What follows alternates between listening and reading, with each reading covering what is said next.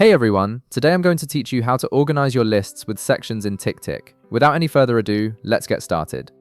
First, open your TickTick app and log in with your credentials.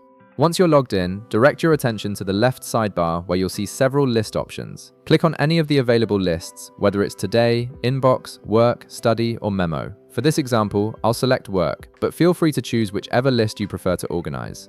Now that you've opened your chosen list, look for the three dotted lines icon and click on it. From the menu that appears, select Add Section. This feature is incredibly useful because it allows you to group related tasks together within the same list, making your workflow much more organized and easier to navigate. Next, you'll see a designated field where you can enter your section name.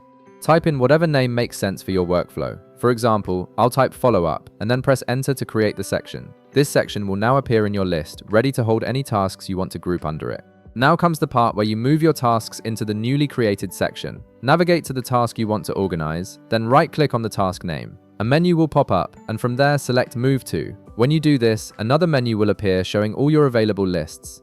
Since I used Work for this example, I'll hover my mouse over Work, and then select the section I created earlier, which is Follow Up. Once you've selected the section, the task will immediately appear below the Follow Up section you just created. This makes it much easier to keep track of related tasks without having them scattered throughout your entire list. You can now see your task neatly organized under the appropriate section heading. If you have more tasks to organize, simply repeat these steps for each one. Right-click the task, select Move To, hover over your list, and choose the section where it belongs. This way, you can create multiple sections within a single list and organize all your tasks exactly how you want them. And there you have it. You've successfully organized your TickTick list with sections, making your task management much more efficient and streamlined. If this video helped you out, be sure to leave a like, subscribe, and I'll see you in the next one.